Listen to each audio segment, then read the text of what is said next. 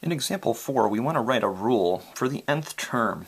And we're given a few pieces of information here. We're given that a sub 4 is 12 and d is 3. So the value of the fourth term is 12 and d is 3. Well, we've got some missing terms then. We don't know the first one. We don't know the second one. We don't know the third one. We do know that the value of the fourth term is 12. And if d is 3, we could build the sequence by just adding 3 each time. There is a way that I'll go through here in a second of finding this one out algebraically. But if you just reason through this and look at this pattern here, if we go backwards, if we're looking to go and find that first term, if we are going backwards, we would do minus 3 each time. So what we could do is go to this 12 here, subtract 3, that's going to be a 9. Subtract 3 again, that's going to be a 6. Subtract 3 again, and we get 3. So a sub 1 here is going to be 3. If you didn't know how to do that, you could write this relationship. 12, which is the value of the fourth term, is equal to a sub 1 plus d times n minus 1. And if you're having trouble with that formula, check out some previous videos, or you can Google online, or whatever your preferred search engine is. You can type in arithmetic sequence and it'll come up with a formula there for you. N is 4 in this case. It's the value of the fourth term. 4 minus 1 goes here. So we've got 12 is equal to a sub 1 plus, we've got 3 times 4 minus 1. Well, 4 minus 1 is 3, and 3 times 3 would be 9. So to find that value, all we need to do here is subtract 9, and so we find that a sub 1 is 3.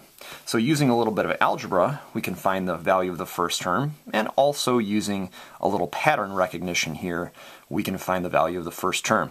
This method works great if you're given like the fourth term, fifth, maybe sixth or seventh. Maybe even a little bit further on, but if you're given like the 40th term, it would kind of suck to have to go backwards 40 times or 39 times to get to that value. It'd be a pretty long list, and if you made a mistake, even just in one spot, it would throw the whole thing off. So it's kind of neat to be able to do the algebra and figure that value out pretty quickly. We want to write a rule that represents this function. So we're going to start with a sub n here is equal to a sub 1, which is 3, plus d, which is 3, times n minus 1. When we write the rule, the n is going to stay just the n. I'll use the distributive property here. 3 times n is 3n. 3 times negative 1 is negative 3. I prefer to write the 3n first. The term with the variable will come first. 3 minus 3 is 0, so I don't even need to write anything over here. The rule for this one is just 3n. That makes sense here. If we have the fourth term, we just do 3 times 4, and that's 12. The fifth term would be 3 times 5, which is also 15, or 15. And then 3 times 6, or the sixth term here would be 18, and so on. So this formula does accurately describe this sequence. If we want to find the value of the 20th term, well, all we have to do really is just multiply this by 3 times 20, and we get 60. So you don't even have to count off here and do like, the next one would be 21 and so on. That's called recursion, when you're basing one term off the previous term.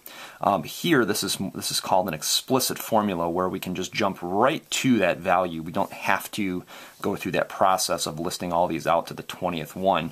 We know and we can reason through this here that the 20th term should be 60.